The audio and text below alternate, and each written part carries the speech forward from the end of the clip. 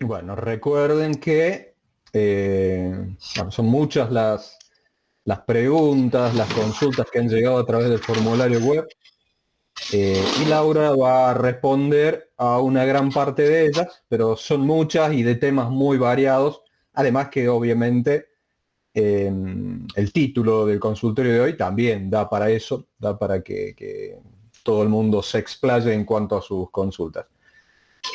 Bueno, como les decía, Laura las va a ir respondiendo, las que no pueda responder hoy. Tenemos previsto hacer una segunda parte de este consultorio, no lo habíamos pensado, así que el consultorio que venía el viernes, que viene el viernes próximo, va a ser reemplazado por la segunda parte de este. Así que tienen tiempo de seguir, el que quiera volver a ingresar al formulario, dejar una nueva consulta ahí, bienvenido sea, sirve para alimentar esta actividad que estamos realizando todos los viernes y que es nuestro interés, obviamente, que se lleven algo, alguito, aunque sea un tip, un consejo, cualquier cosita a los fines de el objetivo, mejorar la calidad de las mediciones, ya sea que éstas se usen, si bien están orientados a ensayos, como recién también hablamos con Martín, por ahí la gente, perdón, con Daniel, a la gente que hace calibraciones por ahí le cuesta un poco adaptar, ¿sí? Esto que, como Laura tiene su perfil a ensayos, ella se ha dedicado más a la parte de ensayos químicos, al igual de quien les habla, entonces la gente que hace calibración por ahí le cuesta un poquito más adaptar, digamos, no es imposible, pero cuesta un poco más. Está previsto agregar consultorios ya trabajando con gente que esté en esa disciplina, ¿no? La disciplina de las calibraciones. A su vez, hablar de calibraciones también implica una amplia rama de magnitudes con las que se trabaja. Así que bueno. Eh, bueno, recuerden que van a recibir después también el video y bueno, creo que nada más por el momento. No les quito más tiempo, ya me he llevado algunos minutos y los dejo con Laura. Adelante, Laura, cuando quieras. Bárbaro, bueno, muchas gracias Sergio y en principio bienvenidos a todos, gracias por acompañarnos. Y bueno, en este consultorio de hoy sobre lo que es la interpretación de lo que es la norma 17025, ¿sí? Bueno, vamos a ver de que las preguntas son muy variadas y muy interesantes y que van a depender de las actividades que cada uno va a desarrollar en el laboratorio y de ahí surgió esa variabilidad de las preguntas, ¿sí? Porque dependiendo de ese trabajo es la interpretación que cada uno necesita darle a la norma para poder cumplirla, ¿sí? Y así poder seguir adelante con estos requisitos normativos que se plantean, ¿sí? Así que nos vamos a ver que va a haber una variedad de preguntas interesantes. Bien, vamos a comenzar con la primera, ¿sí? Que nos dice, para hacer la homogeneidad de la temperatura de una incubadora, baño de María o autoclave, ¿qué equipo o instrumento que tenga varias termocuplas nos puede recomendar? Bueno, ¿qué pasa? En principio tenemos que tener en cuenta que lo que sucede es que para estos tipos de equipamientos de temperatura, ¿sí? Lo que son incubadoras, como nos dice aquí Baño María, autoclaves, ¿sí? También pasa lo mismo con las muflas. Lo que sucede es que tenemos que utilizar lo que son termopares, ¿sí? Para poder, termocuplas, para poder hacer lo que es una caracterización en algunos casos y en otros casos también la utilizan para lo que es la calibración. Ahora bien, nos está preguntando qué marca, ¿sí? ¿Cuál nos recomienda? Bueno, Testo, siempre vamos a recomendar Testo, es una excelente marca para poder comprar lo que son las termocuplas, ¿sí? Y poder así verificar y llevar adelante lo que es el cumplimiento de lo que es las calibraciones, verificaciones intermedias con respecto a estos equipamientos de calor, ¿sí? Bueno, otra de las preguntas nos habla de recomendaciones y consideraciones para el cumplimiento de la norma en laboratorios in-house. Bueno, ¿qué sucede? En principio nosotros para poder llevar adelante el cumplimiento de lo que es la norma en un laboratorio, ¿sí? De los laboratorios de ensayo y de calibración que son de rutina, ¿sí? Que no son laboratorios que en principio pueden estar acreditados, pero no son laboratorios metrológicos, ¿sí? Lo importante y lo primero, ¿sí? Vamos a ir viéndolo de a poquito, vamos a buscar el puntero, empecemos por aquí, es tener las normas vigentes, ¿sí? Entonces, ¿qué norma vigente voy a utilizar? ¿Voy a trabajar con cuál norma? Bueno, puede ser con la norma 17025 en este caso, pero también puede ser otro tipo de normas, ¿sí? Para que son, si uno va para el camino de la acreditación, por ejemplo, la 15189, ¿sí? Otra de las consideraciones a tener en cuenta, ¿sí? Para el cumplimiento de la norma, cuando el laboratorio es in-house, bueno, es lo que es asegurar la competencia, ¿sí? Aquí nos vamos a centrar en lo que es el personal, en poder utilizar esos recursos humanos que tenemos en el personal para poder generar la competencia necesaria en ellos y que nos permitan asegurar los resultados, ¿sí? Tanto de los ensayos como de las calibraciones. Y por último, también es importante utilizar métodos normalizados, ¿sí?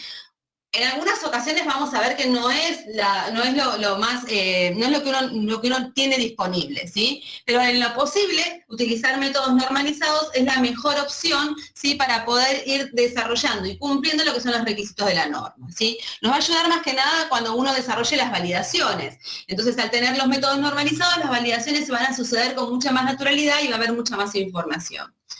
También lo que va a soportar a todo esto que estamos hablando es construir un sistema de gestión de calidad, ¿sí? Una consideración y una recomendación para el cumplimiento de lo que es la norma es construir un sistema de gestión de calidad, tanto formado por lo que son las políticas, la visión, los objetivos, la misión de la empresa, también teniendo que tener en cuenta con ese sistema de gestión de calidad todo lo que es la parte de documentación. Entonces, de esa manera, uno lo que hace es ordenar al laboratorio, ordena la información y ordena las actividades, ¿sí? Y de esa manera lo que hace es cumplir con mucha más naturalidad lo que es la normativa. Por otro lado también se le suman lo que son los equipamientos, ¿sí? Que bueno, ¿qué pasa? Uno cuando tiene equipamientos de alta tecnología o que tiene muy buenos equipamientos, bueno, lo que son el cumplimiento de la norma es mucho más fácil, mucho más práctico, ¿sí? Porque ¿qué pasa? Los equipamientos no necesitan tanto control como equipamientos que pueden llegar a ser más antiguos, que ya empiezan a tener fallas, ¿sí? O que necesitan controles más exhaustivos, ¿sí? Y por otro lado, lo que complementa, ¿sí? Y ayuda muchísimo a lo que es el cumplimiento de la norma y es un requisito también normativo, es el tema del generar y pedir que se realicen auditorías internas. ¿Para qué? Para que de esta manera nosotros podamos asegurar que todo lo que estuvimos viendo en todo este recuadro se vaya cumpliendo. Y si hay cuestiones a mejorar, se puedan ir desarrollando, ¿sí? Con lo que son los hallazgos de las auditorías, tanto con no conformidades, la parte de gestión de riesgos, oportunidades de mejora, mejoras, ¿sí? Entonces, de esta manera, amalgamando todo lo que son estos conceptos, ¿sí? Vamos a poder construir un sistema de gestión de calidad que va a acompañar y va a amalgamar todas estas actividades y de esa manera vamos a poder cumplir lo que es la norma 17025 en el laboratorio in-house, ¿sí? Siguiendo un poquito más con otra de las preguntas, era las formas de validar un ensayo, ¿sí? Bueno, cuando uno quiere validar un ensayo, lo que quiere hacer es asegurar de que se cumplen con los requisitos que se fueron preestablecidos, ¿sí? Por lo tanto, aquí vamos a ver una dinámica para poder ver cómo realizamos esa validación, ¿sí? Bueno, vamos a comenzar con lo más importante, ¿sí? Que es definir los requisitos analíticos, ¿sí? En principio voy a definir en esos requisitos analíticos, bueno, la matriz, el rango de concentraciones, ¿sí? Voy a definir el método de ensayo que voy a utilizar, ¿sí? Voy a definir el alcance, ¿sí? Y todo lo que tiene que ver con respecto a los controles de calidad que voy a necesitar, ¿sí? Aquí es donde voy a buscar la mayor cantidad de información bibliográfica posible para poder armar esos requisitos analíticos. Y también lo que tengo que tener en cuenta en este punto, en este paso, son los requerimientos del cliente, ¿sí? Que van a tener que ver con respecto a, por ejemplo, lo que es el alcance, las concentraciones, ¿sí? La matriz. Esos tipos de requisitos muchas veces pueden llegar a estar definidos por el cliente, ¿sí? No es lo mismo que yo en el laboratorio diga, bueno, vamos a ahora comenzar con lo que es el tema de aguas, vamos a empezar a validar aguas y decimos, bueno, tenemos como un proyecto, como un objetivo, ¿sí? Para el año siguiente, lo que es la validación de agua, todo el paquete de aguas, como se le dice, para lo que es físico-químico.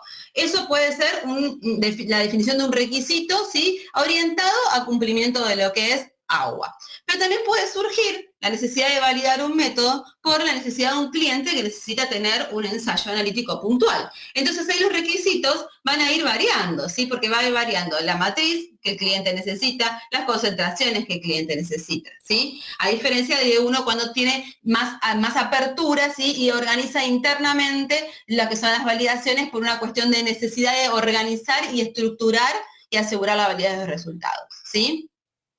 Una vez que los requisitos están definidos, ¿sí? Lo que vamos a hacer es desarrollar el método e identificarlo. Lo que vamos a hacer para eso es generar un plan experimental. Entonces vamos a ir aquí. ¿Qué significa esto? Con toda la información que recopilamos, ¿sí? De todo lo que son los métodos normalizados, los papers, información que me pueden haber compartido de otros laboratorios, lo que voy a generar es un protocolo de validación, teniendo en cuenta siempre esos requisitos que yo definí, ¿sí? Las concentraciones, el rango, la matriz. Entonces, en ese protocolo de validación lo que voy a volcar es toda la información que yo en principio, ¿sí? Necesito o desearía que se cumplan luego en la rutina del laboratorio, ¿sí? ¿Y cuáles van a ser luego de los ensayos que voy a realizar para poder determinar de que esos criterios que establezco en este protocolo de validación se pueden cumplir o no? ¿Sí? El protocolo de validación va a tener información que en algunos casos va a ser muy teórica, ¿sí? Por ejemplo, un coeficiente de variación para lo que es la repetibilidad de los resultados que uno puede llegar a extraerlo de la bibliografía. Entonces, es un criterio, ¿sí? Que es muy teórico. El rango de concentración, ¿sí? También puede ser teórico, ¿sí? Y luego lo vamos a ensayar en lo que es la práctica para poder corroborarlo, ¿sí? La matriz también, ¿sí? Uno puede decir, bueno, este ensayo lo voy a desarrollar con esta matriz y luego cuando comienza a desarrollar la validación propiamente dicha, se encuentra que esa matriz tiene muchas complicaciones y, bueno, la validación se empieza a complicar y lo que estaba descrito en lo que es el protocolo de una manera teórica se empieza a dejar de cumplir, ¿sí? Por eso el protocolo generalmente tiene muchas cuestiones teóricas que luego en lo que es la validación se empiezan a verificar. Seguimos. ¿Qué vamos a hacer luego? A desarrollar esos experimentos. ¿Para qué? Para esto que decíamos, para verificar que se cumple con lo que habíamos descrito en el protocolo, ¿sí? Entonces ahí vamos a empezar a generar todo lo que son las características de desempeño, ¿sí? Vamos a empezar a evaluar la veracidad, la precisión, vamos a evaluar lo que es la incertidumbre, ¿sí? Vamos a hacer robustez y todo lo que son las características de desempeño que necesitemos para poder llevar adelante y asegurar la validez del resultado, ¿sí? Y corroborar que lo que está descrito en el protocolo se puede cumplir. Luego vamos a seguir, lo que vamos a hacer es evaluar los datos considerando si son adecuados al uso provisto. Lo que voy a hacer es cotejarlos, ¿sí? Los datos que obtuve en la validación, esos datos que son reales, con los datos que coloqué en un protocolo de validación, ¿sí? ¿Qué pasa? ¿Cumplo con esos requisitos? Bueno, si los cumplo, perfecto, ¿sí? Bárbaro. Y si no los cumplo, no digo que esté mal. Lo que digo es que, bueno, voy a evaluarlo, ¿sí? Y ahí va a entrar en juego el criterio de lo que es el analista que está realizando la validación. Por ejemplo, si yo había colocado en el protocolo de validación, ¿sí? Que el coeficiente de variación para lo que es la repetibilidad iba a ser menor de un 6%, ¿sí? Y luego en el desarrollo de la validación encuentro que es un 7,5, bueno, no está mal, ¿no? Porque en realidad no estoy tan lejos de lo que había colocado, ¿sí? ¿Qué pasa? Voy a evaluar si con todos los otros parámetros que se realizaron en la validación, sumado a este parámetro que no se cumplió, en el global, ¿sí? Lo que hago es poder asegurar la validez del resultado, ¿sí? Ahora, ahí es criterio analítico. Ahora bien, si yo coloco un coeficiente de variación del 6% en el protocolo de validación, un coeficiente de variación, como decíamos, teórico, y en lo que es la validación propiamente dicha, encuentro un coeficiente de variación, ¿sí? Del 15%, bueno, no, ahí ya mi propio criterio analítico va a decir, hay un error, ¿sí? Eso no está bien, ¿sí? Vamos a tener que repetir algunas de las características de desempeño para ver qué estuvo sucediendo en el método que se estuvo comportando de una manera que no era la esperada, ¿sí? Entonces ahí, en este punto, en el cumplimiento, si cumple con los requisitos, ¿sí? Va a tener que tener mucho en cuenta lo que es el criterio analítico, ¿sí? Luego, todo lo que ustedes tomen como óptimo, ¿sí? Y vayan y lo utilicen para definir lo que son las características del método y cómo van a luego desarrollar el método en la rutina, lo van a volcar en el informe de validación. En ese informe de validación van a volcar todos los datos, ¿sí?, de las características de desempeño que encontraron en el desarrollo de la validación, ¿sí? Si hay alguno de esos parámetros que no se condicieron, que no estuvieron de acuerdo, digamos, con lo que estuvo colocado en el protocolo de validación, lo justifican y con eso estaría suficiente, ¿sí? Siempre teniendo, como decíamos recién, un criterio analítico sobre cada uno de esos parámetros colocados en el protocolo de validación, ¿sí? Bien, cualquier cosa, luego al final me pueden hacer preguntas con respecto a este esquema, si hay algún paso que no quedó claro, si nos perdimos o si hay alguna pregunta relacionada con lo que es los métodos que ustedes están validando y quieren hacer alguna consulta en particular, ¿sí? Seguimos un poquito más y con respecto también a lo que es esta forma de validar un método, ¿sí?, lo que tenemos que tener en cuenta son los principios básicos en el estudio de la validación. ¿Cuáles son esos principios? Bueno, en principio, partir de los requerimientos del cliente para establecer los requisitos exigidos al método. Esto que estuvimos charlando hoy, ¿sí? ¿Se acuerdan? Luego, diseñar un plan de trabajo para el estudio de validación, el protocolo de validación. Vamos a volcar todos los parámetros, ¿sí?, que vamos a pedirle al método y que son generalmente teóricos. Teóricos y que salieron de lo que son un paper, un método de ensayo que ya estaba desarrollado, ¿sí? Luego me habla de disponer de un método bien establecido y hacer una descripción detallada de la aplicación del método en el laboratorio, ¿sí?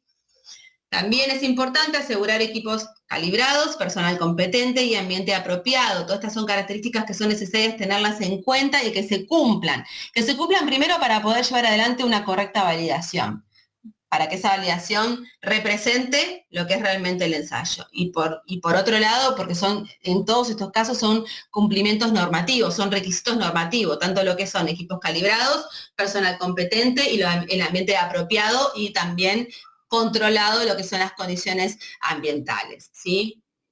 También siguiendo, aquí vamos, en este punto, garantizar que los materiales de referencia certificados y las muestras a ensayar sean lo suficientemente estables y homogéneas. Esto también es importante dentro de lo que es el proceso de validación. Buscar lo que son los materiales de referencia certificados que sean homogéneos, estables y que sean representativos a lo que es el método que luego vamos a medir en la rutina, ¿sí? No nos sirve, por ejemplo, un material de referencia certificado que tiene, por ejemplo, una concentración similar a la que vamos a medir en la rutina, ¿sí?, pero que no representa, ¿sí?, lo que es la muestra como tal. Por ejemplo, tengo lo que es un material de referencias que tiene una concentración similar a lo que es dentro de lo que está establecido en el rango de trabajo de un efluente, ¿sí?, pero lo que yo necesito es el método es para agua de consumo. Entonces a mí no me sirve, ¿sí?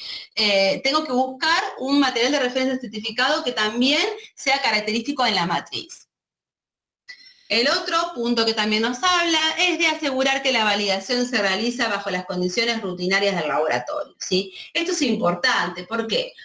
¿Qué pasa? Muchas veces nos sucede que estamos presionados frente a las validaciones, presionados porque tenemos que terminar con la validación, nos están apurando porque el método tiene que estar validado para tal fecha, y son las primeras validaciones que realizamos. Bueno, pueden haber un montón de cuestiones que nos generan presión frente a lo que es el desarrollo de la validación. Entonces somos totalmente meticulosos en esa validación y no está representando a lo que es el método de rutina, ¿sí? Que en donde uno quizás está más relajado, más tranquilo, porque sabe que uno tiene controles internos de calidad que aseguran que lo que está realizando es correcto, ¿sí? Pero frente a los ensayos que se van a realizar para la validación, ahí ponemos un poquito más de atención y sumamos un poquito más de presión, ¿sí?, a nosotros mismos para poder generar un dato totalmente correcto, ¿sí? Lo mismo que pasa cuando uno genera o participa de un interlaboratorio, ¿sí? Muchas veces se dan estas situaciones en donde uno limpia el laboratorio, lo acondiciona porque está por llegar la muestra del interlaboratorio. Y en realidad uno cuando en la rutina analiza las muestras, en cada muestra que llega, la toma con una naturalidad y la espera y la analiza, ¿sí? La procesa de una manera continua y ya estipulada, ¿sí? El interlaboratorio tiene que servir también para eso, para poder hacer que esa muestra sea analizada en las mismas condiciones que rutina. Entonces no sirve que uno limpie el laboratorio y diga, mañana llega la muestra de interlaboratorio, ya estoy preparada, lista para poder analizarla sin ningún tipo de interferencia, sin ningún tipo de posibilidades de equivocarme, ¿sí? Bueno, aquí pasa exactamente lo mismo. Tenemos que realizar la validación bajo las mismas condiciones que luego vamos a realizar en la rutina, ¿sí? Seguido nos habla de efectuar los análisis según el plan establecido, ¿sí? Según ese protocolo de validación, ¿sí? Vamos a realizar todas las características de desempeño que volcamos en el protocolo de validación. Y después vamos a evaluar los resultados y generar el reporte, ¿sí? El informe de validación. Y aquí va donde como estuvimos charlando hoy, vamos a hacer esa evaluación para poder cotejar los datos, ¿sí? Y a terminar de asegurar si ese ensayo, ¿sí? Es correcto con todo lo que hemos encontrado en el proceso de validación. Bien, seguimos un poquito más, ¿sí? Y nos habla de ahora de formas de estimar la incertidumbre de medición. Bueno, vamos a ver qué nos dice la norma. Si vamos ahora al punto 7.6 de la norma que habla de evaluación, ¿sí? De la incertidumbre de medición. En principio, el punto 761 lo que me va a estar hablando es de contribuciones a la incertidumbre de medición, ¿sí? Y este paso lo vamos a hablar en la próxima filmina. Ahora vamos a pasar un poquito más abajo, en donde nos habla, en el punto 763, de que el laboratorio que realiza ensayos debe evaluar la incertidumbre de medición, ¿sí? O sea que la incertidumbre de medición se debe evaluar. Cuando el método de ensayo no permite una evaluación rigurosa de la incertidumbre de medición, se debe realizar una estimación basada en la comprensión de los principios técnicos, ¿sí? Bueno, o la experiencia práctica que se realiza en el método. Entonces, resumiendo, lo que me quiere decir este punto es de que la incertidumbre la tengo que evaluar. La puedo calcular, ¿sí? Y si no la puedo calcular, la voy a estimar, ¿sí? Para poder conocerla y acercarme al valor que pueda llegar a ser más real con respecto a la incertidumbre, ¿sí? Estos casos de estimación de incertidumbre se dan generalmente en los métodos microbiológicos, ¿sí? Y como hablábamos de las contribuciones a la incertidumbre, que nos hablaba del primer punto con respecto a la incertidumbre de medición en la norma, cómo esas contribuciones a la incertidumbre son todos aquellos parámetros que van a contribuir, como dice la palabra, a que se sume, ¿sí? A la incertidumbre de medición.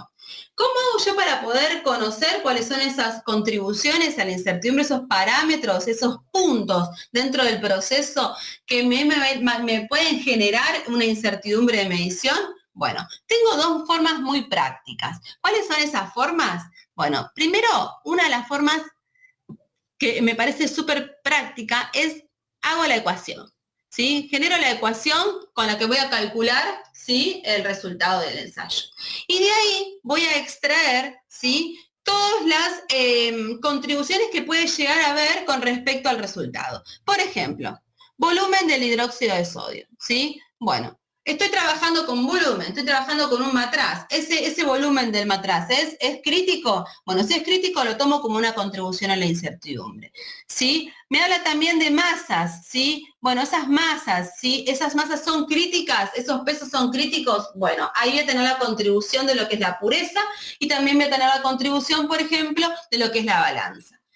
Lo que tengo que tener en cuenta si utilizo este tipo de forma para poder estipular lo que es las contribuciones de la incertidumbre es que puede haber contribuciones que no están presentes, ¿sí? Y que también son críticas. Como decíamos recién, la balanza. ¿Sí? La balanza no está propiamente dicha de una manera explícita en esta fórmula, pero es la que utilizo para poder pesar esa droga, ¿sí? Entonces necesito, ¿sí? Que esté calibrada y va a ser una fuente de contribución a la incertidumbre. Si la droga tengo que secarla, ¿sí? Y ese secado de la droga es crítico, ¿sí? La estufa también es un punto que es importante tenerlo en cuenta, que tiene que estar controlado y que puede contribuir a la incertidumbre de medición. Entonces vamos a encontrar que cuando utilizamos este tipo de fórmulas, cuando usamos la fórmula para poder asegurar las contribuciones a la incertidumbre, puede haber contribuciones que no están presentes en la fórmula, ¿sí? Y que van a contribuir a la incertidumbre de medición, ¿sí? Y por otro lado, otra de las formas es generando un diagrama de Ishikawa, ¿sí? Entonces, de esa manera despliego con total libertad lo que es la incertidumbre para el proceso analítico y comienzo a abrir la mente a poder ver en el proceso analítico, ¿sí?, cuáles son todos esos actores que a mí me van a contribuir en la incertidumbre de medición, ¿sí? Bien, vamos a pasar a otra pregunta. Me dice, ¿qué datos del cliente debe incluir en los certificados de calibración para cumplir el requisito de la norma? Bueno, vamos a situar en el punto 782 de la norma, ¿sí?, que habla de los requisitos comunes para los informes, ¿sí?, tanto informes de ensayo, ¿sí?, certificados de calibración y lo que son informes de muestreo. ¿Qué pasa? Tenemos que tener en cuenta que también vamos a encontrar dentro de lo que es el punto 7.8 de la norma lo que son requisitos para informes que son de certificados de calibración. Ahí no hay mención a lo que nos está preguntando en este caso esta persona con respecto a lo que es datos del cliente. Por lo tanto, para saber qué datos del cliente tengo que colocar dentro de un informe, en este caso en un certificado de calibración, me voy a guiar por lo que son los requisitos comunes, ¿sí? Por eso voy a estar mencionando este punto 782. Voy al punto E, me dice nombre y la información de contacto del cliente, muy genérico. Bueno, ¿y qué pongo? ¿Qué coloco ahí en información de contacto del cliente?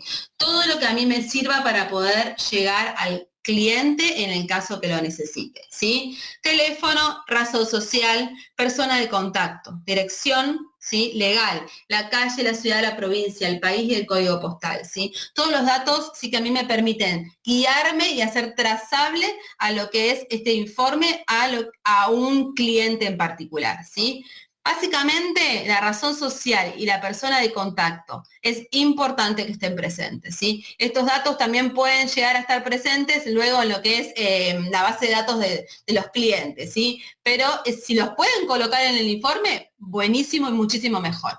Pero en principio, razón social y persona de contacto tienen que estar presentes, ¿sí?, como información de contacto. Luego, todo esto como demás, dirección legal, la calle y la ciudad, todos estos datos que estamos mencionando, si los pueden colocar, muchísimo, muchísimo mejor, ¿sí?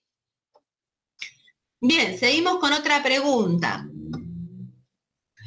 ¿Qué herramienta estadística se aplica, ¿sí?, en cada uno de los puntos de aseguramiento de la validez de los resultados? Bueno, vamos ahora al punto 7.7 de la norma. Vamos a lo que es el aseguramiento de la validez de los resultados. ¿Qué me dice este punto? Me dice que se deben aplicar técnicas estadísticas para la revisión de los resultados, ¿sí? Bueno, vamos a realizar una serie de actividades para poder asegurar la validez de los resultados. Pero esas actividades, lo que vamos a hacer es aplicar técnicas estadísticas, ¿sí?, para poder revisar que esas actividades sean coherentes, ¿sí? Y vamos a ver que me brinda una serie de actividades en este punto 7.7 para asegurar la validez de los resultados. Hay algunas actividades que están relacionadas directamente con cuestiones estadísticas y otras no.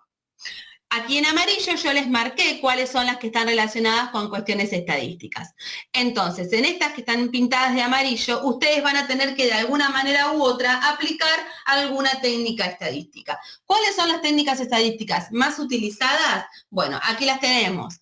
Recuperación, sesgo, desviación estándar, coeficiente de variación, pruebas de hipótesis y regresión, ¿sí? Son las más comunes y puede haber muchísimas más, ¿sí? Pero en principio vamos a ver que en este punto de aseguramiento de la validez de los resultados vamos a encontrar puntos que aseguran la validez de los resultados aplicando estadística, ¿sí?, y puntos que no necesitan de estadística para poder asegurar la validez de los resultados, ¿sí? Por ejemplo, en lo que es el caso de revisión de los resultados informados, no necesito estadística, ¿sí? Necesito tener necesito tener competencia técnica de las personas que están revisando los informes de resultados, ¿sí? Pero no necesito estadística para poder llevar adelante la actividad, ¿sí? Seguimos un poquito más. Otra pregunta nos habla de explicar las entradas de la revisión por la dirección. Bueno, la revisión por la dirección es una de las actividades del sistema de gestión de calidad más interesantes a mi gusto para poder darnos información de cómo se encuentra el laboratorio, ¿sí? ¿Y qué pasa? Para poder saber cómo se encuentra el laboratorio tenemos que evaluarlo, y tenemos que evaluarlo en su totalidad, ¿sí? Por eso lo que hace la norma, ¿sí?, en su punto 892, es volcar entradas, ¿sí? Y esas entradas, ¿sí?, son todas las actividades que si yo las realizo y las evalúo, voy a asegurar lo que es el sistema de gestión de calidad y por lo tanto voy a asegurar lo que es el resultado de las mediciones, ¿sí? De los ensayos o las calibraciones. Vamos a encontrar que muchas de estas entradas de la revisión por la dirección, ¿sí? Las entradas son todos los temas que uno va a tratar, ¿sí? Muchas de estas entradas van a ser requisitos normativos y muchas de las otras no son requisitos normativos, ¿sí? Pero son importantes que se traten porque hablan de lo que es la identidad del laboratorio. Por ejemplo, en el caso que habla de lo que es el tema de evaluaciones por organismos externos, ¿sí? Aquí estamos hablando de lo que son los sistemas de acreditación, por ejemplo. La norma en ningún lado nos hace mención de que, a que la norma se tiene que aplicar para acreditar, ¿sí? Sino que se debe aplicar para generar competencia en lo que son los ensayos y las calibraciones. Pero no es una guía para que se tenga que acreditar sí o sí, ¿sí? Entonces, ¿qué pasa? Hay en algunas actividades que, bueno, sirven para poder hacer cumplimiento de requisito normativo y en algunas otras para poder saber cómo estamos situados frente a las actividades, ¿sí? Bien. En términos generales, ¿sí? Uno si quisiera podríamos hablar de cada uno de estos puntos de las entradas de la revisión por la dirección y tendríamos que estar un rato largo, ¿sí? Hablando de cada una de estas entradas, ¿sí? Pero en términos generales, estas entradas lo que van a buscar es hablar de lo que es la adecuación, la conveniencia, ¿sí? Y el cumplimiento de la norma 17025. ¿Qué quiere decir con la adecuación? Bueno, voy a evaluar cada una de estas entradas, ¿sí? Para poder saber si en el laboratorio se está adecuando la norma a las necesidades. También voy a evaluar estas entradas para ver si la forma en la que las estoy llevando adelante son convenientes para el cumplimiento de la norma. Y por otro lado, voy a evaluar estas entradas para poder asegurar el cumplimiento de la norma, ¿sí? ¿De qué norma? Bueno, en este caso, lo que es la 17025, ¿sí? Seguimos. Otra pregunta me dice, ¿todas las entidades que acreditan cumplen tal cual dice la 17025? Bueno, uno va a cumplir con la 17025 en modo que vaya pudiendo y vaya generando la documentación necesaria, ¿sí? Por eso muchos puntos normativos dentro de la estructura de la norma nos dice cuando aplica, ¿sí? De hecho, en el punto 7.7 de lo que es aseguramiento de la validez de los resultados, nos hacen mención a todas las actividades que se pueden realizar para asegurar los resultados y nos dicen cuándo aplican, ¿sí? Entonces vamos a ver que no siempre vamos a encontrar en todos los laboratorios, en todas las entidades, la norma realizada de la misma manera. Puede haber laboratorios, ¿sí? Que no realizan muestreo, entonces el numeral de muestreo no lo van a aplicar, ¿sí? Entonces, la respuesta a esta pregunta es no todas las entidades que acreditan cumplen tal cual dice la 17025, ¿sí? Porque la van a adecuar a según sus necesidades para cubrir las expectativas de los clientes, ¿sí? Otra pregunta nos dice, ¿un laboratorio para acreditarse puede ser móvil solamente sin un domicilio fijo? Bueno, la respuesta es sí, puede ser móvil. ¿Por qué? Porque lo que vamos a acreditar es el ensayo como tal, ¿sí? No el lugar en donde estamos realizando el ensayo. El lugar va a ser propio o va a ser parte de ese método de ensayo, ¿sí? Entonces en este caso lo que vamos a hacer es validar un método de ensayo, ¿sí? Propio, y que la modalidad es móvil, sí, que se realiza en campo, ¿sí? Entonces vamos a acreditar un ensayo en campo, ¿sí? No necesariamente tiene que tener en este caso un domicilio fijo. Seguimos un poquito más. Y esta pregunta nos habla de la utilidad de la 17025. Bueno, ¿qué tenemos que tener en cuenta? La norma 17025 nos proporciona los requisitos necesarios que deben cumplir los laboratorios de ensayo y calibración, ¿sí? Es una norma de estructura, ¿sí? Para generar requisitos que tienen que cumplir los laboratorios de ensayo y calibración. Su principal objetivo es garantizar la competencia técnica y la fiabilidad de los resultados analíticos, ¿sí? La competencia técnica utilizando los recursos adecuados, con procesos adecuados y con un sistema de gestión de calidad adecuado, ¿sí? ¿Cuál es otro de los principales objetivos que tiene la norma? Bueno, y la utilidad que tiene la norma, vamos a verlos en estos 4 globitos de colores. El primero, facilitar la armonización de los criterios de calidad.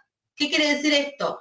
se entiende de que todos los laboratorios de ensayo y calibración que utilicen la norma 17025 tienen armonizados esos criterios de calidad, ¿sí? Porque van a estar trabajando con los mismos numerales de la norma, ¿sí? Entonces vamos a hablar en el mismo idioma, ¿sí? Por otro lado, nos habla de requisitos técnicos y de gestión que generan conocimiento colectivo e integra al personal.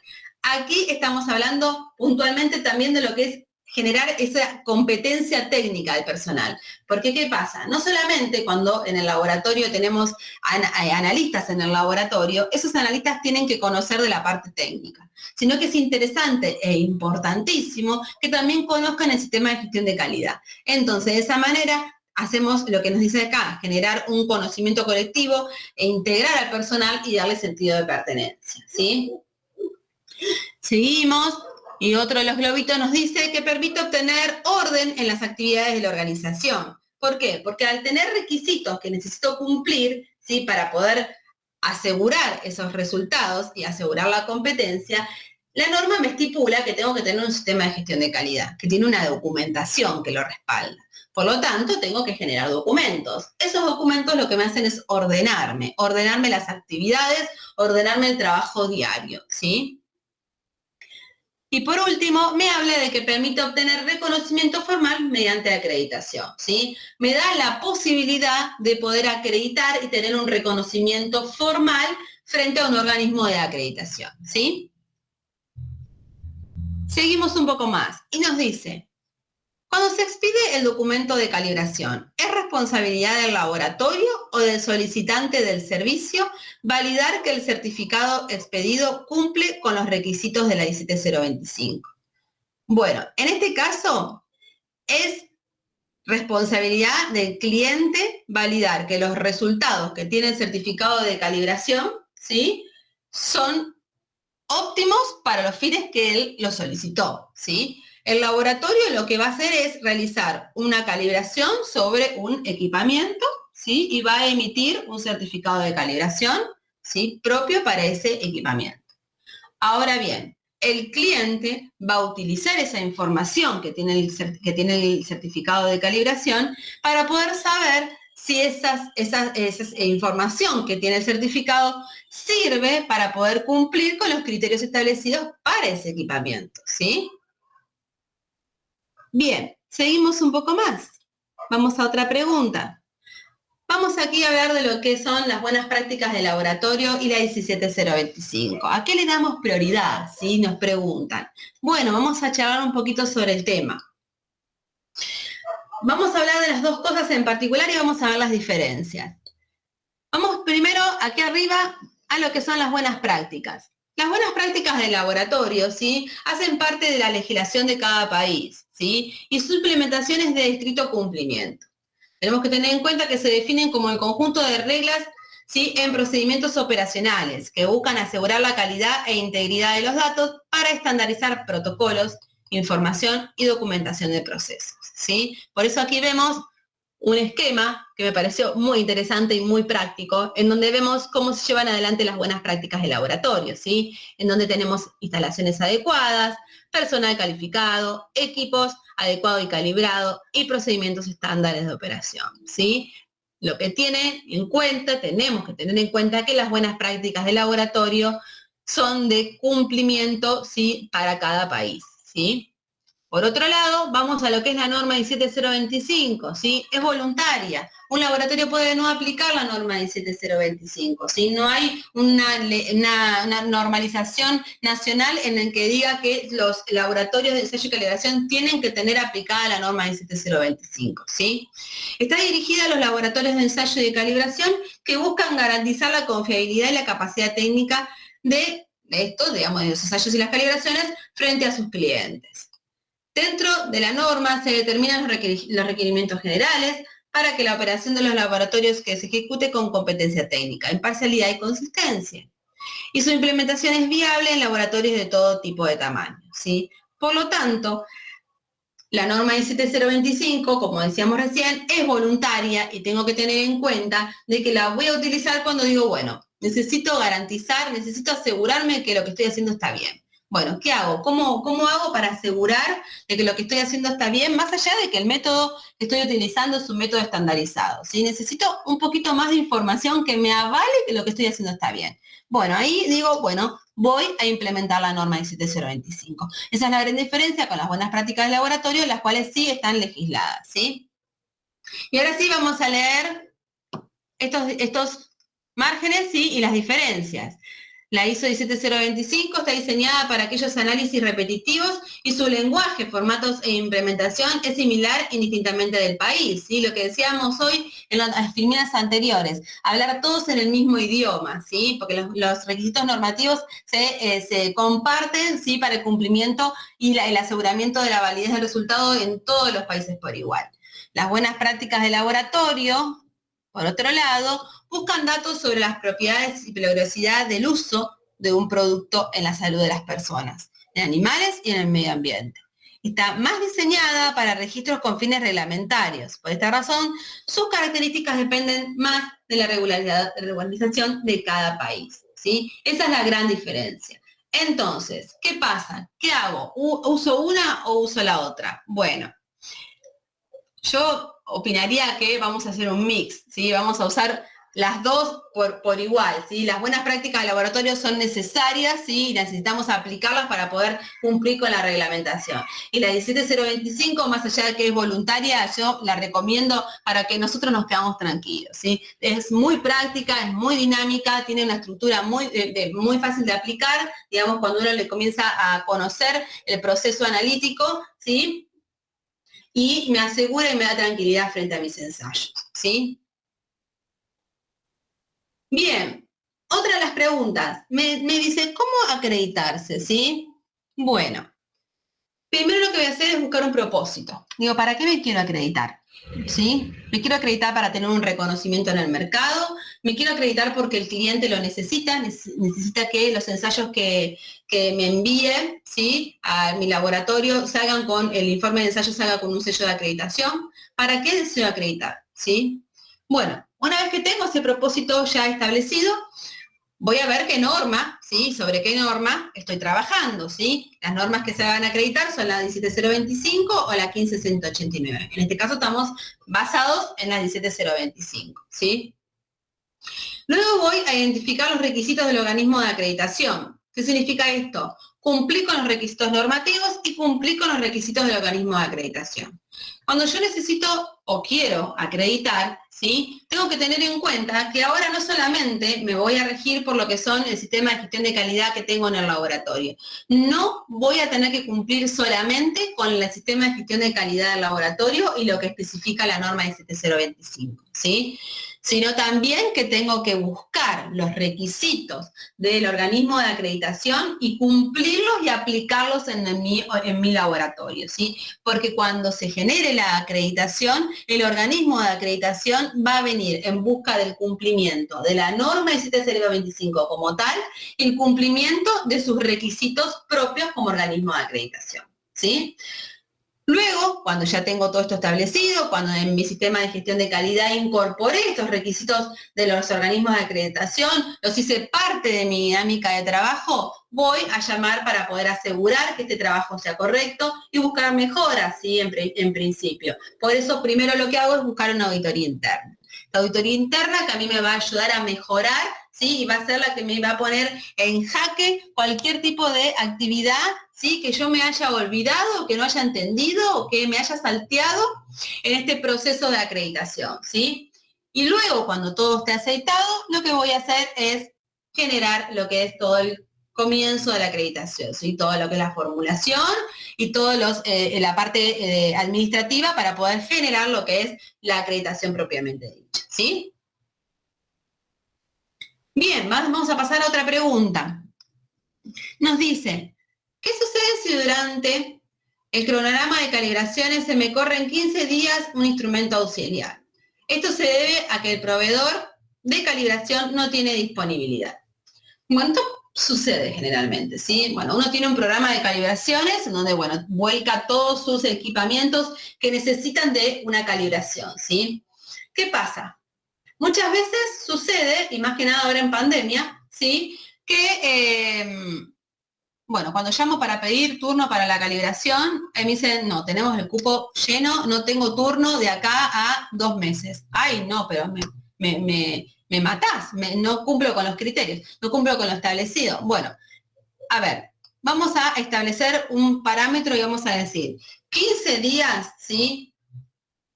No es un número en días en término cronológico que pueda llegar a ser exhaustivo el cambio que se pueda generar en un equipamiento y más que nada auxiliar como se plantea en esta pregunta, ¿sí? Entonces, ustedes lo que pueden hacer, y lo que generalmente se hace, es establecer criterios, ¿sí? Intervalos en los cuales se puede mover esa calibración, ¿sí? Entonces, ¿qué vamos a hacer? Vamos a decir, por ejemplo, la balanza analítica, ¿sí? La vamos a calibrar todos los años.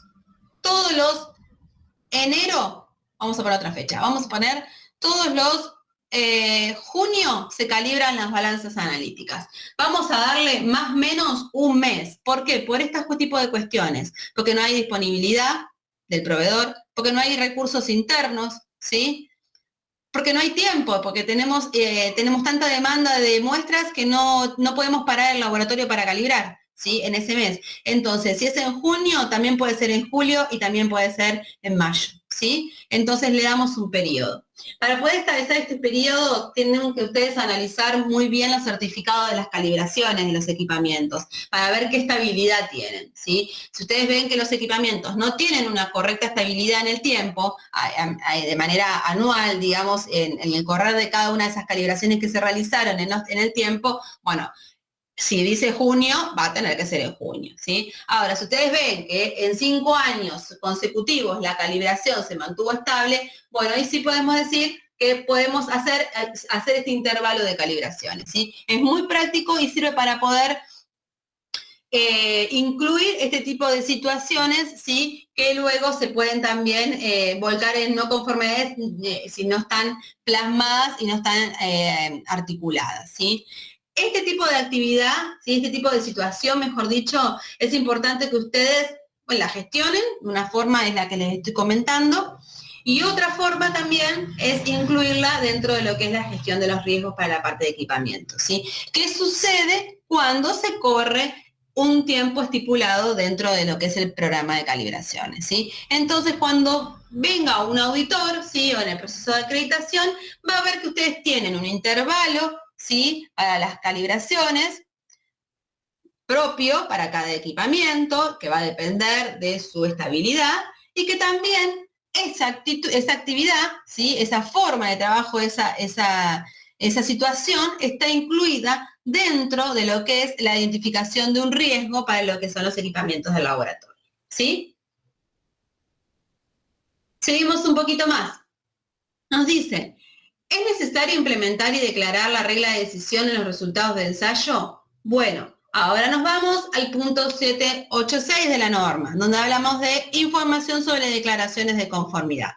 Nos dice que cuando se proporciona una declaración de conformidad con una especificación o norma, el laboratorio debe documentar la regla de decisión aplicada. Por lo tanto, ¿es necesario implementar y declarar la regla de decisión de los resultados de ensayo? Sí, cuando se proporciona una declaración de conformidad con una especificación o norma, ¿sí? En ese caso, sí.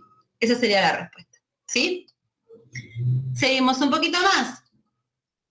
Vamos a hablar ahora un poquito de lo que es el muestreo. ¿Qué nos dice? ¿Qué componentes derivados del muestreo deben considerarse para la estimación de la incertidumbre? Bueno, el muestreo forma parte, ¿sí? Muchas veces de lo que es el proceso analítico, ¿sí? Es el primer eslabón dentro de la cadena del proceso analítico. Cuando en el laboratorio también el muestreo está formando parte de ese proceso, ¿sí? Entonces, ¿cuáles son esos componentes dentro de esa actividad de muestreo que a mí me van a sumar a la incertidumbre de medición? En el cálculo, ¿sí? Bueno, el analista, ¿sí? La repetibilidad del analista frente a ese muestreo es uno de los puntos más críticos, y lo que es el equipamiento, ¿sí? El equipamiento que se realiza para el muestreo debe estar calibrado y controlado o se le tienen que haber hecho las comprobaciones intermedias necesarias para asegurar su correcto funcionamiento.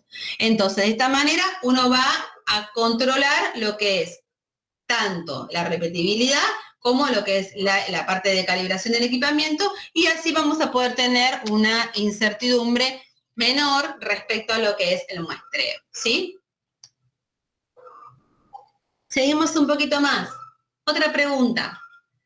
¿Estarían cumpliendo con algún requisito de la norma si un analista químico capacitado y autorizado en la realización de ensayos microbiológicos es el sustituto de mi único microbiólogo? ¿No atentaría contra la competencia? Bueno, vamos a ponernos en situación. Tenemos un microbiólogo, ¿sí? Entiendo, en el laboratorio de microbiología, ¿sí? ¿Qué pasa?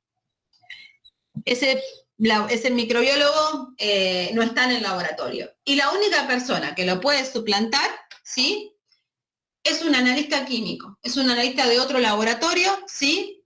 Pero que tiene conocimientos de microbiología y está capacitado y autorizado para realizar ensayos microbiológicos, ¿sí? Entonces, ¿estaría incumpliendo? No voy a estar incumpliendo la norma si este analista químico tiene la competencia técnica para poder realizar los ensayos que este microbiólogo, ¿sí?, no está pudiendo cumplir porque seguramente no está en el laboratorio, ¿sí? Entonces, la única manera de evitar un incumplimiento en lo que son los requisitos normativos es que este analista químico tenga la competencia técnica declarada, que esté autorizado para poder realizar los ensayos microbiológicos que este microbiólogo no está pudiendo hacer en esta situación, ¿sí? Si no hay una competencia técnica, si no hay una autorización, sí se estaría incumpliendo la norma, ¿sí? Seguimos un poquito más. ¿Y qué nos dice? En esta pregunta vamos a hablar de lo que son las verificaciones intermedias, esas comprobaciones intermedias. Nos dice, ¿cómo se realizan las verificaciones intermedias en los equipos de medición? Bueno, ¿qué tenemos que tener en cuenta? En principio, las verificaciones intermedias, ¿sí?, están mencionadas en lo que es el punto 7.7 de la norma, ¿sí?, como comprobaciones intermedias, y son aquellas actividades que uno realiza en los equipamientos para poder asegurar de que las calibraciones se mantienen constantes, ¿sí?, dentro de lo que es el periodo de la calibración que se fue estipulada, ¿sí? Por ejemplo, volviendo al ejemplo de una balanza, en donde digo de que la balanza fue calibrada en junio del año 2020, ¿sí?, hasta junio del 2021, ¿cómo aseguro que esa balanza, ¿sí?, la calibración se mantiene acorde y que la calibración es segura? Con una comprobación intermedia, ¿sí?, con verificaciones intermedias. Lo mismo sucede con otros equipamientos, y aquí vemos varios ejemplos. Vamos a lo que es un UV visible, ¿sí?, un espectrofotómetro UV visible, en donde se le hace una calibración, ¿sí?, que puede venir un servicio técnico a hacer una calibración, pero a su vez, una cosita me queda, retrocedo un segundo. Todos estos equipos, tanto la asociación atómica, el UV visible, la balanza y la mufla, van a estar dentro del programa de calibraciones, ¿sí? Recordemos eso. Por lo tanto, si están dentro del programa de calibraciones, las verificaciones intermedias van a asegurar de que en ese periodo que está declarado dentro del programa de calibraciones se mantienen constantes y estables, como veníamos diciendo. Ahora bien, ahora sí comenzamos con estos ejemplos. Decimos el UV visible. Bueno, según el programa de calibraciones, se realizó la calibración en el momento que se acordó. Pero mientras tanto, puede ser, por ejemplo, cada 6 meses, ¿sí? O, por ejemplo, si el UV visible se lo calibra en junio, bueno, en diciembre se le hace una verificación intermedia con lo que son filtros grises y filtros de Olmio, ¿sí? Son filtros que uno puede comprar en el laboratorio, ¿sí? Y puede realizar una serie de actividades, ¿sí?, de ensayos en lo que es el UV visible para poder asegurar que la calibración se mantiene constante. Estos filtros grises y de Olmios, luego el laboratorio va a tener que enviar a calibrarlos para que puedan tener una trazabilidad, ¿sí?, a lo que es esa calibración y asegurar esa trazabilidad metrológica. ¿Qué pasa con la balanza analítica? Lo mismo. La vamos a calibrar en el momento que el programa de calibraciones, ¿sí?, haya indicado. Bien, pero luego vamos a realizar una verificación intermedia, ¿sí? Para asegurar que esa calibración se mantiene. En el caso de las balanzas, ¿sí? Lo que sucede es que esa verificación intermedia se realiza generalmente de manera diaria, ¿sí? Porque uno lo va a realizar con pesas que están calibradas. Son esas verificaciones que uno realiza en la rutina de las pesas, con las pesas calibradas. Esas son verificaciones intermedias.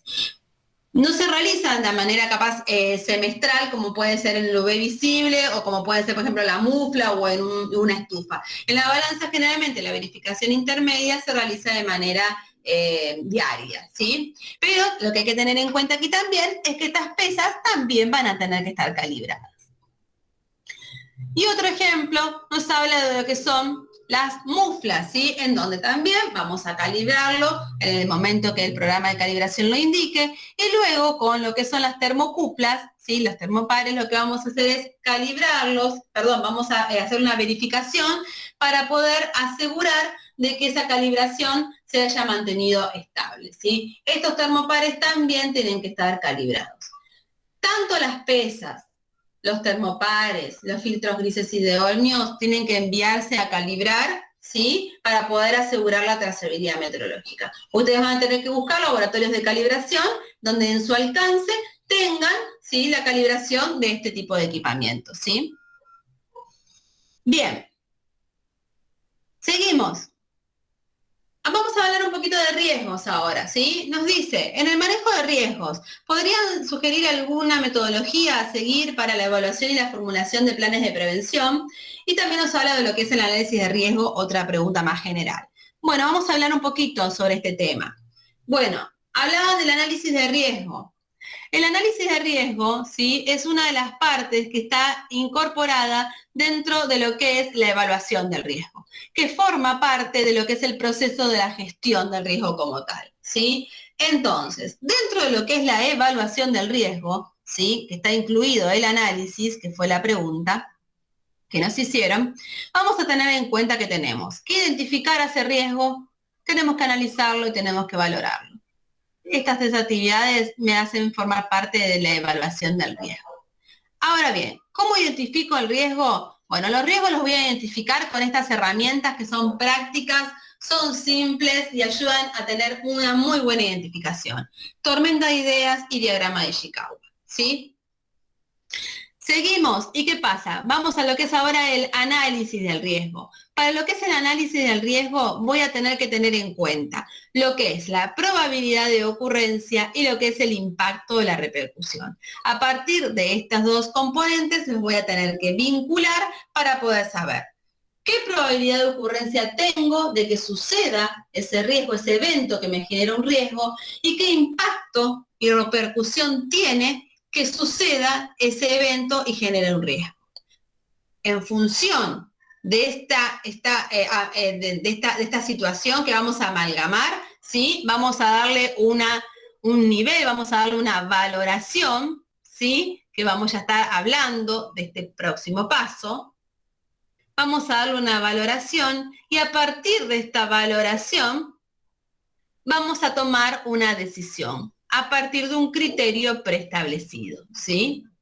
Así es que hacemos el análisis y la valoración del riesgo, ¿sí?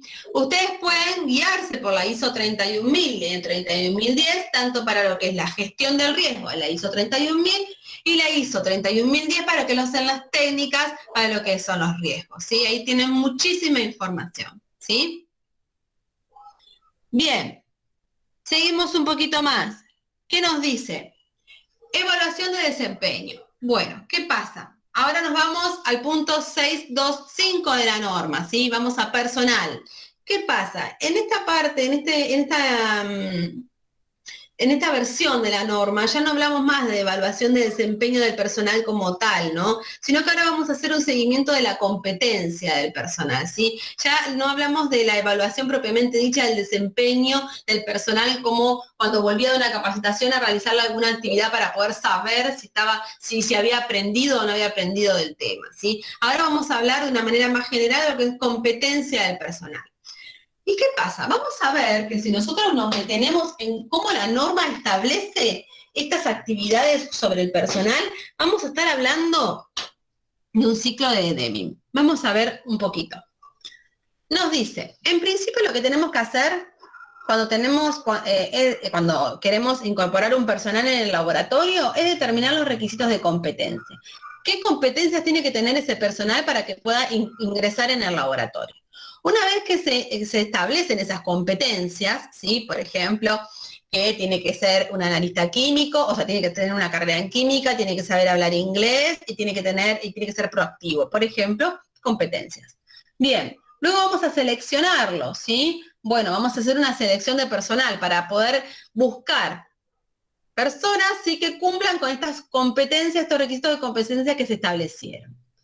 Luego, una vez que ya ingresó esa persona, ¿sí? De aquí esta selección de personal, seleccionamos a la persona que más se acercó a esos requisitos de competencia que se establecieron, vamos a formar ese personal, ¿sí? Vamos a formarlo en tareas específicas.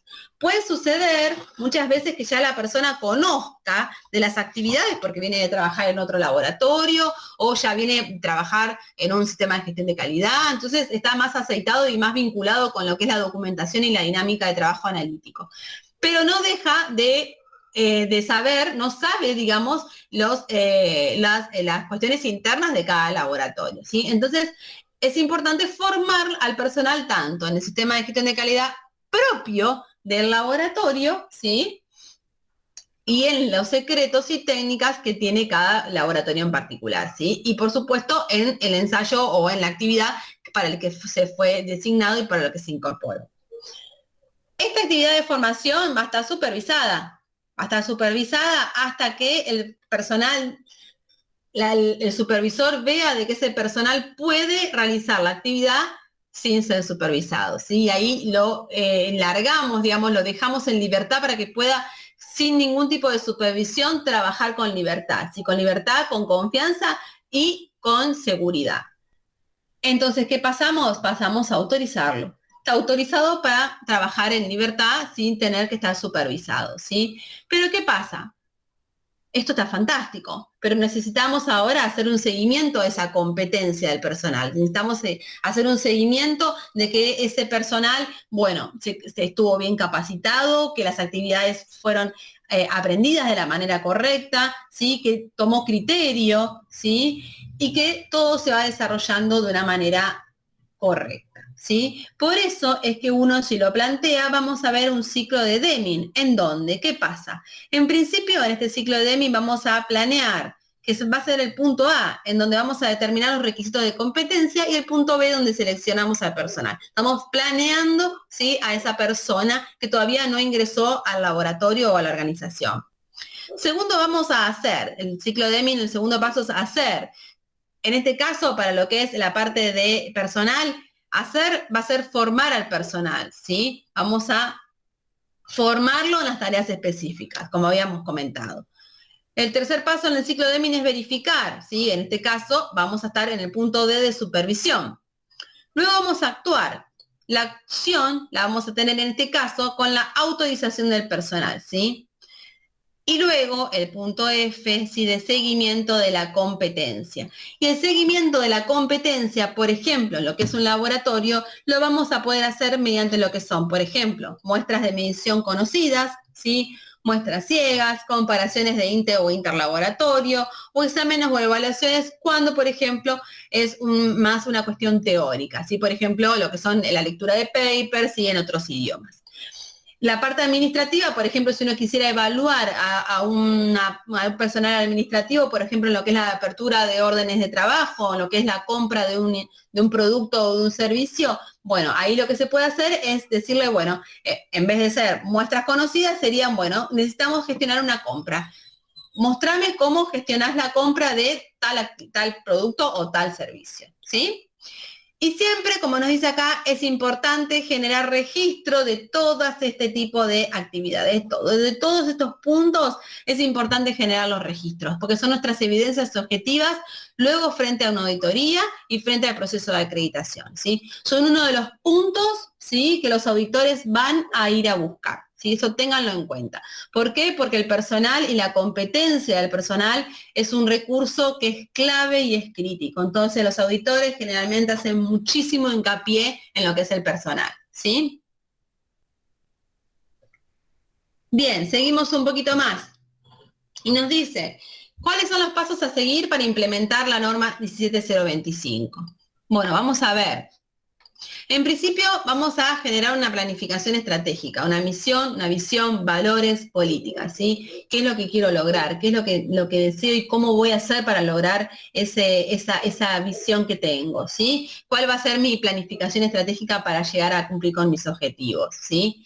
Pero sin tener y perder el eje en el cumplimiento y el análisis en conjunto del contexto interno y externo, ¿sí? Entonces, de esa manera yo me voy a acercar a una realidad, ¿sí? Con respecto a mi planificación estratégica, ¿sí? Porque si yo lo que hago es decir, bueno, quiero tener el mejor laboratorio de ensayos para exportación, pero recién comienzo y no soy conocido, bueno, no estoy situándome en una realidad, ¿sí? Entonces, un contexto externo que no me va a ayudar porque no tengo clientes en el exterior, ¿sí? Entonces, ¿qué pasa? Necesito situarme y tener un análisis de un contexto interno y externo para poder, en principio, hacer hincapié en esta planificación estratégica y cumplimiento de los objetivos.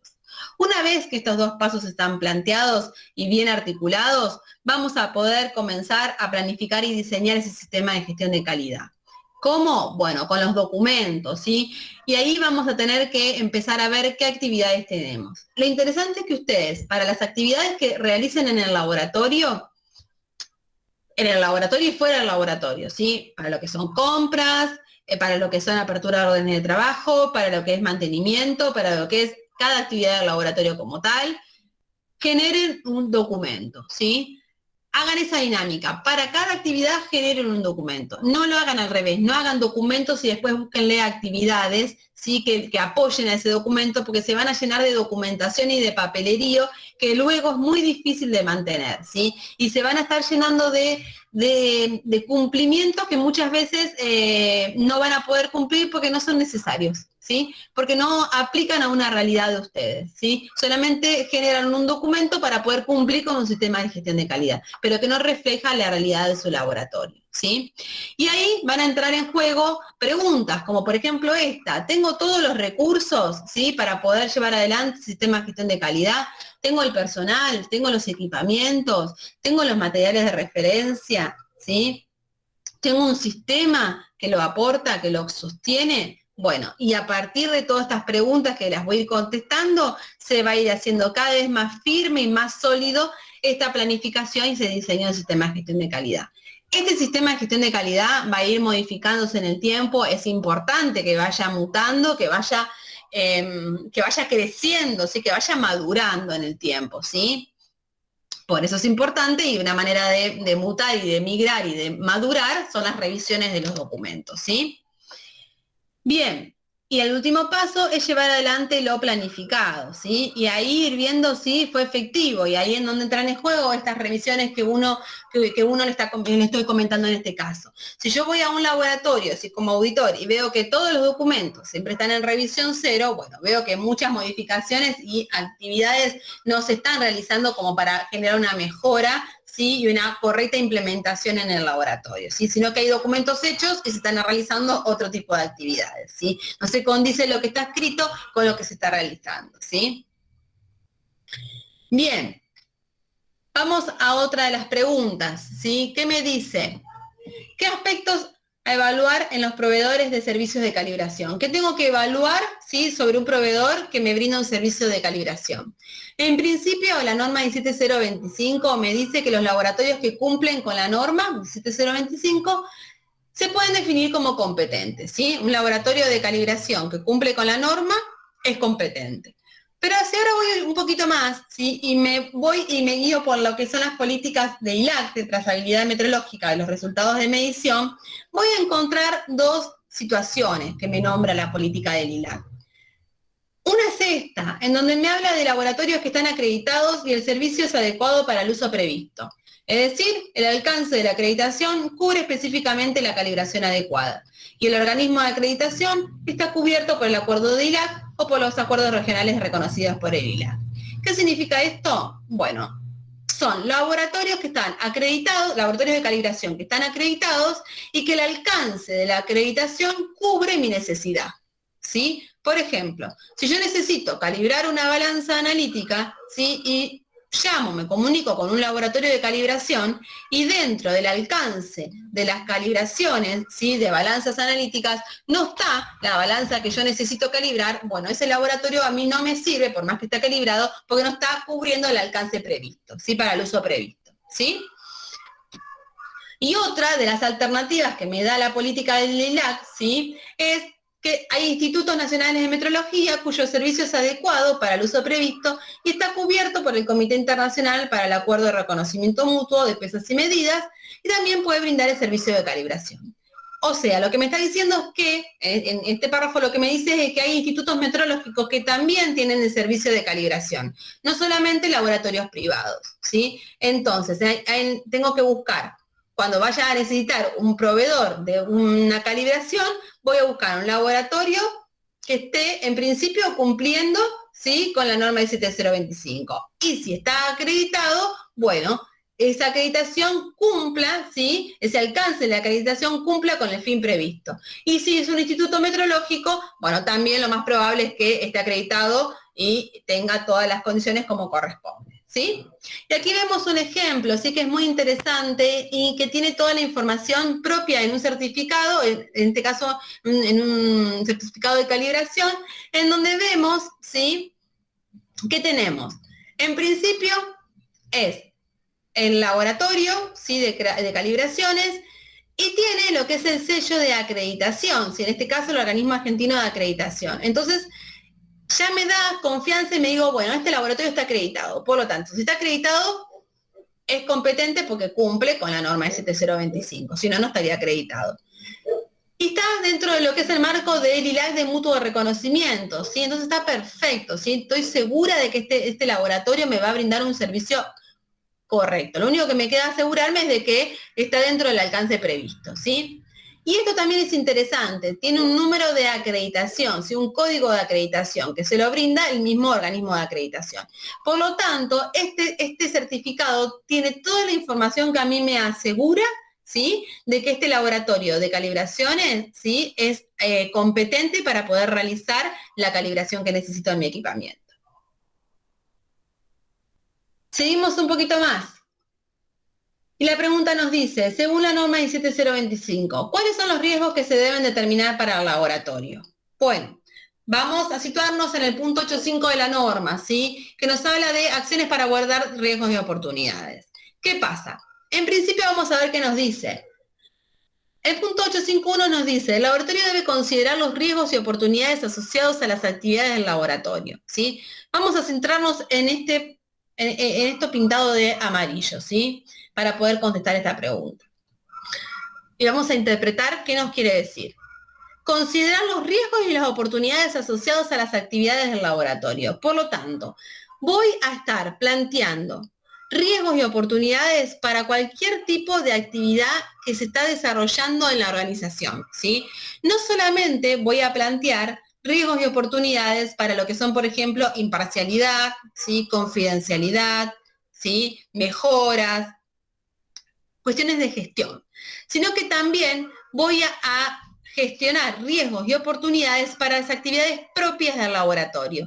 ¿Qué quiere decir esto? Para las actividades que tienen que ver con lo que es el aseguramiento de la validez de los resultados, para lo que es por ejemplo, los equipamientos, ¿sí? Lo que es las competencias del personal, ¿sí? Eso también son actividades propias del laboratorio, ¿sí? Entonces, cuando yo voy a gestionar los riesgos y las oportunidades, no me voy a centrar solamente en la parte de gestión para poder buscar riesgos y oportunidades, sino también voy a analizar la parte del proceso analítico como tal y ahí voy a establecer riesgos y oportunidades propios de ese proceso analítico, ¿sí? Bien, seguimos un poquito más. Y nos dice, en el laboratorio, ¿qué se puede considerar trabajo no conforme? Bueno, vamos a ver la diferencia entre lo que es no conformidad y trabajo no conforme, ¿sí? Vamos a ver que la no conformidad nos hace referencia a cualquier incumplimiento de un requisito del sistema de gestión de calidad, ¿sí? ¿Qué pasa? vamos a ver que en los puntos de gestión habla de no conformidad, ¿sí? Y nos dice, más que nada, donde habla de acciones correctivas, de que cuando se genera una no conformidad hay que trabajar una acción correctiva. ¿Por qué habla de no conformidad? Porque es un incumplimiento a cualquier tipo de requisito del sistema de gestión, ¿sí? Y aquí vemos un ejemplo, ¿sí? Un ejemplo que está relacionado con un incumplimiento de la evaluación de los proveedores, es un incumplimiento del sistema de la parte de gestión. Cuando hablamos de trabajo no conforme, lo que vamos a estar hablando es del incumplimiento exclusivo de un requisito del ensayo o de la calibración propiamente dicho, ¿sí? Es un incumplimiento a lo que es básicamente el aseguramiento de la validez del resultado, la parte técnica, ¿sí? Y aquí vemos un ejemplo, ¿sí? En donde nos habla de un incumplimiento a lo que es los datos que están volcados dentro de lo que es el gráfico de control, ¿sí? Nos dice, la no conformidad nos dice, se detecta que los datos de los gráficos de control no se encuentran actualizados para el ensayo de magnesio en leche en polvo, según tal procedimiento, tal como indica el procedimiento gráfico de control. Entonces vean de que es un trabajo no conforme, es una no conformidad, pero básicamente la parte técnica, ¿sí? Resumiendo, un trabajo no conforme es una no conformidad técnica, ¿sí? Ustedes pueden separarlos si quieren separarlos dentro de su sistema de gestión de calidad para poder tratarlos, o pueden unirlos y trabajarlos a todos como una no conformidad, ¿sí? Porque de todos modos, como les digo, un trabajo no conforme es una no conformidad de la parte es un incumplimiento técnico. Trabájenlo de una manera más práctica todos juntos, ¿sí? Si ustedes lo quieren por separado, está perfecto. Si lo quieren trabajar todos juntos me refiero a trabajarlas todas como no conformidades, también está perfecto, ¿sí? Porque en fin, son incumplimientos, ¿sí? Y como tales van a llevar correcciones u acciones correctivas, ¿sí? Según sea lo que se necesite, ¿sí? Bien, seguimos un poquito más. ¿Y qué nos dice? ¿Sí? Documentos relacionados con la acreditación del laboratorio. Bueno, aquí lo que tenemos que tener en cuenta es que cuando yo necesito acreditar o deseo acreditar o tengo la necesidad de acreditar, voy a buscar, ¿sí? En las páginas web de los organismos de acreditación, ¿sí? ¿Cuáles son los documentos relacionados con la acreditación del laboratorio? Ustedes van a encontrar dentro de las páginas web propias de cada organismo de acreditación cuáles son la documentación, los formularios y toda la parte legal que se requiere para poder acreditar el laboratorio, según ese organismo de acreditación que ustedes eligen.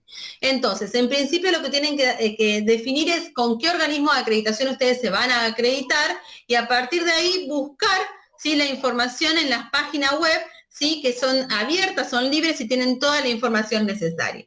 Más allá, por supuesto, que ustedes se van a poner en contacto con el organismo de acreditación y los va a guiar y los va a llevar por el camino de la acreditación. Pero, como estuvimos hablando hace un rato, es importante que ustedes busquen estos documentos relacionados con la acreditación para también sumarlos a lo que es el cumplimiento de los requisitos para poder luego hacer frente a la acreditación. Porque recuerden que en la acreditación no solamente el organismo de acreditación va a buscar el cumplimiento de los requisitos normativos de la 17025, sino también que va a buscar el cumplimiento de los requisitos propios de ese organismo de acreditación, ¿sí? Vamos a otra pregunta. Nos dice, ¿cuándo es necesario considerar una revisión de un informe de resultados solicitada por un cliente? En esta situación ¿es esta situación considerada una queja? Lo que sucede, si es un cambio de revisión, se debe a una equivocación en la entrega de ciertos datos o información por parte del cliente y esta no se encuentra bajo control del laboratorio. Resumiendo, lo que sucedió fue de que hubo un error en un informe de ensayo, ¿sí? ¿Y qué pasa? Ese error en el informe de ensayo, el cliente se dio cuenta que había un error en el contenido del informe de ensayo, pero que era porque el mismo cliente pasó mal los datos que tenían que volcarse en el informe de ensayo, ¿sí? Bueno, en este caso, bueno, se puede trabajar como una queja, ¿sí? Bueno, no va a ser pertinente, ¿sí? Porque la queja no va no va a tener una prosperidad, digamos, porque no hay algo interno que mejorar, no hay una equivocación interna, pero lo que sí se puede trabajar es como un riesgo, ¿sí? Y poder verlo desde tal punto, como un riesgo para ver qué información desde el laboratorio no se pidió al cliente de manera que sea adecuada para evitar una confusión, ¿sí? Y también se puede trabajar de esta misma manera una no conformidad, ¿sí? Pero no desde el punto de buscar el error, sino de buscar qué estamos fallando nosotros internamente o qué otra información podemos pedirle al cliente para asegurar que los datos que se brindan sean los correctos, ¿sí? Quizás con una simple búsqueda de, por ejemplo, vamos a un ejemplo, que el cliente me pase los datos personales, me pase el teléfono, la dirección, el nombre, ¿sí? el apellido, y yo solamente con chequear, ¿sí? Que todos esos datos me está brindando están correctos, ¿sí? Ya con eso sirve, ¿sí? Y evito esta situación, ¿sí? Entonces, bueno, esta situación se podría plantear desde una no conformidad, ¿sí? Para buscar a ver qué situación, como les decía, se puede plantear desde el laboratorio para evitar este tipo de situación, y si es ya también se puede plantear desde la parte de riesgos, ¿sí? Seguimos un poquito más y hablamos de esta pregunta que nos habla si es requisito tener la norma vigente en físico en el laboratorio. Bueno, no es requisito tener la norma vigente en estado físico, en papel, en formato papel. Lo que sí tiene que estar disponible para todo el personal que la necesite utilizar, ¿sí?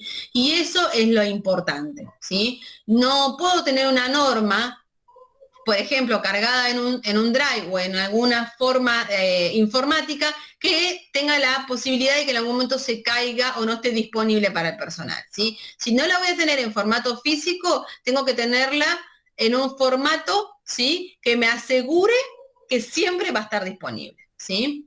Por eso, bueno, si por lo menos pueden tener una versión en formato físico, sería lo ideal como para asegurarse, ¿sí? Si no, bueno, tienen que tener asegurado de que donde ustedes la vuelquen, que sea un formato electrónico, informático, bueno, esté segura y esté disponible para todo el personal, ¿sí? Otra pregunta, ¿cuántos ensayos se necesitan para validar? No hay una cantidad de ensayos necesarios para validar. Puede haber un laboratorio que valide un solo ensayo y puede haber laboratorios que tengan validado muchos ensayos, ¿sí? Eso es independiente de la dinámica del laboratorio, ¿sí? Y de cómo se organiza el laboratorio su trabajo, ¿sí? Si ustedes trabajan, si es un laboratorio que trabaja con métodos normalizados, tal cual están descritos en la norma, no es necesario validar, con una verificación alcanza, ¿sí? Pero ahora, si ustedes son un laboratorio que todos sus métodos los elaboran internamente, bueno, ahí todos los métodos van a tener que estar validados, ¿sí? Seguimos un poquito y nos dice, ¿qué tan recurrente debe ser la medición de temperatura en el laboratorio? Bueno, ¿qué tan recurrente? Va a depender de diferentes situaciones. ¿De cuáles situaciones? En principio, la criticidad del método, ¿sí? ¿Qué me dice el método? ¿En qué momentos tengo que medir la temperatura? Tengo que medir la temperatura para asegurarme de que el equipamiento está en una correcta temperatura para poder operar. Bueno, entonces va a depender de la criticidad del método y de lo que el método me indique esa medición de temperatura, ¿sí? Y tan recurrente la voy a medir en cada ensayo, la voy a medir una vez por día para poder comenzar con los ensayos, ¿sí? Voy a decir, bueno, voy a aprender el equipo de medición para poder comenzar con mi rutina. Antes de comenzar con mi rutina, voy a medir la temperatura ambiente para poder asegurar de que el equipo va a operar correctamente. O no necesito eso y necesito solamente medir la temperatura antes de hacer la medición, ¿sí? Eso va a depender de la criticidad del método y lo que está descrito en el método de ensayo. Va a depender de la infraestructura, ¿sí? Una infraestructura en donde estamos frente a un laboratorio que es quizás tenga una infraestructura más antigua, bueno, puede haber condiciones extremas de calor que pueden poner en juego o en riesgo lo que son las balanzas o algún tipo de equipamiento, bueno, y que necesiten de mediciones más recurrentes de temperatura, ¿sí? Y después también va a tener que tener en cuenta el tema de las condiciones de las muestras, ¿sí? Hay muestras que se necesitan conservar, ¿sí? En condiciones que necesitan de una temperatura, un control de temperatura recurrente, constante, para poder asegurar una correcta conservación de la muestra, ¿sí? Entonces, bueno, la temperatura, cómo uno la va a medir y cómo la va a controlar, ¿sí? Con qué frecuencia, bueno, va a depender de estas condiciones, ¿sí? Seguimos y nos dice, ¿cómo se establece la certificación de los equipos? Es decir, ¿cómo sabemos cuándo se debe hacer dicha calibración? Bueno, vamos al punto 646 de la norma. ¿Qué nos dice? El equipo de medición debe ser calibrado cuando la exactitud o la incertidumbre de medición afecta la validez de resultados informados y o se requiere la calibración del equipamiento para establecer trazabilidad metrológica de los resultados informados. Por lo tanto, ¿cuándo debo establecer una calibración de mi equipo? Bueno, la norma es súper explícita, me dice cuándo la exactitud o la incertidumbre de medición afectan a la validez del resultado. Si tengo un equipo en donde su exactitud o la incertidumbre me afecta a la validez del resultado, tengo que incluirlo en el programa de calibraciones. Y si es un equipamiento en donde la calibración de ese equipamiento lo necesito para establecer trazabilidad metrológica, también tengo que incluir ese equipamiento en lo que es el programa de calibraciones. Ahora bien, para determinar los intervalos de esas calibraciones, ¿sí? Es importante que ustedes, bueno, tanto como veníamos hablando anteriormente, esos intervalos anuales o en fechas para poder estimar un poco de tiempo y tener un periodo de aseguramiento, ustedes pueden ir a lo que es la guía ILAC, ¿sí? G24 de la guía MLD10, y ahí pueden buscar información con respecto a intervalos de calibración, ¿sí? Y poder guiarse de esta guía ILAC para poder establecer los intervalos de calibración, ¿sí? Bien, vamos a otra pregunta. ¿Cuál es la diferencia entre satisfacción de las necesidades del cliente y cumplir los requerimientos establecidos por el cliente? Bueno, vamos a interpretar un poquito la norma con estas dos diferencias. En principio, satisfacción de las necesidades del cliente, bueno, tenemos una satisfacción en que el cliente tiene la necesidad de un ensayo o la necesidad de realizar una calibración. ¿Y cuáles son los requerimientos establecidos por el cliente, que el laboratorio debe cumplir? Y van a depender de lo que el cliente establece, ¿sí? Por ejemplo, cuando se realiza un muestreo, el cliente me dice, necesito que se muestree en este lugar, ¿sí? Necesito, ¿sí?, que se utilice para realizar este ensayo esta metodología. Esos son requisitos que están establecidos por el cliente, ¿sí? El tiempo de entrega también, ¿sí? Necesito el ensayo, ¿sí?, el resultado del ensayo en este tiempo, por favor, porque tengo un problema legal y tengo que presentarlo ante la justicia. Entonces, esos son requisitos establecidos por el cliente. Las satisfacciones y satisfacer las necesidades del cliente van en función de ese ensayo y esa calibración que está buscando el cliente poder realizar, ¿sí? Esa es la diferencia que existe entre la interpretación de una y otra cuestión relacionada con el cliente. Bien, y ahora hablamos de lo que son los numerales 8 de la norma, ¿sí? Y que nos habla de estas opciones, A y B. Me dice la pregunta, referente al numeral 8, ¿sí? Requisitos del sistema de gestión. ¿Cuál es la diferencia entre implementar A o implementar opción B? Bueno, ahí vamos. ¿Qué tenemos que tener en cuenta? La opción A me dice, presenta los requisitos mínimos para la implementación de un sistema de gestión del laboratorio, ¿sí? Y ahora, ¿qué tengo que tener en cuenta? Voy a encontrar que dentro de la norma del 7025, por ejemplo, en la parte de riesgos, mejoras, acciones correctivas, entre paréntesis dice opción A, ¿sí? Y son todas estas que vemos acá descritas, ¿sí?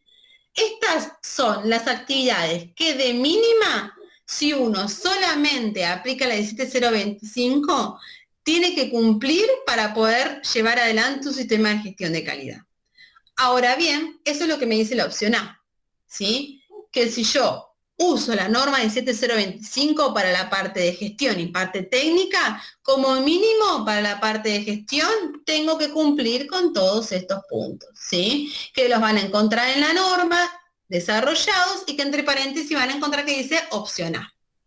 Ahora bien, la opción B, ¿qué me dice? ¿Sí? La opción B me dice, bueno, usá la parte de la 7025 para la parte técnica y usá la ISO 9001 para la parte de gestión. Eso es lo que me dice la opción B. Por eso me dice que si yo cumplo con los capítulos 4 al 7, ¿sí? Es la parte técnica de la norma 17025, ¿sí? Voy a estar usando la parte, voy a estar cubriendo la parte técnica de la 17025 y puedo optar por la ISO 9001 para poder cubrir la parte de gestión. Cualquiera de las dos maneras son correctas. La que más utilizamos en el laboratorio es la opción A, ¿sí? Porque se va llevando una con otra las actividades y se va desarrollando un sistema de gestión bien amalgamado y correcto, ¿sí? Pero bueno, la opción B, ¿sí? Generalmente eso puede suceder en industrias, ¿sí? En donde se amalgaman lo que es la parte de producción y la parte de lo que es laboratorio, ¿sí? Bien, hasta aquí hemos llegado con todas las preguntas que ustedes nos han hecho hasta la primera parte, ¿sí? Había muchísimas más, pero bueno, sí va a ser muy largo este consultorio, así que bueno, hemos decidido recopilar estas preguntas, ¿sí? Para poder cumplir con los tiempos pactados y que ustedes tengan esta información, ¿sí? Bueno, los escucho si tienen alguna duda o quieren hacerme alguna consulta. Sergio. Muchas gracias, Laura. La verdad es súper, como siempre, una cantidad de información impresionante y que, bueno, yo creo que a mucha gente le va a servir. A la gente que hoy está presente y a la gente que después va a ver esta grabación y que eventualmente podrá hacer consultas adicionales y demás. Sí, muchas gracias. Bien, mejor dicho, una persona de aquí del auditorio Sí, nos pasó dos consultas que las tengo apuntadas y sí, te las leo. sí. Ivette, la primera consulta dice, si el laboratorio de ensayos contrata el servicio de calibración a un laboratorio de calibración acreditado bajo ISO 17025, el laboratorio de ensayos tiene que verificar que el certificado de calibración cumpla con los requisitos de la 17025, así como la trazabilidad del sistema internacional. Está preguntando, sí, a ver, la pregunta en sí. Si el laboratorio el laboratorio de ensayo tiene que verificar. Que el certificado de calibración cumpla con los requisitos de la 17025, así como la trazabilidad al sistema internacional. Sí, eso sí, lo vas a verificar. Busquemos verificarlo antes de contratar al proveedor. ¿Sí? Esta información una la puede pedir al proveedor antes de generar el trabajo, ¿sí? De hacer el contrato, ¿sí? Y entonces vos te aseguras que cuando tengas el certificado de calibración ya vas a tener toda esta información volcada en el certificado. Y si no está volcada en el certificado, que pueda el laboratorio de calibración acceder a brindarte esa información de soporte. Sí, en principio agrego esto, ¿no? Sí, Por ahí puede ser una redundancia sobre lo que vos sí, dijiste. En principio, si uno contrata un laboratorio acreditado, se supone que, digamos, obviamente lo va a contratar para la calibración que requiere, ¿sí? Recordemos que claro.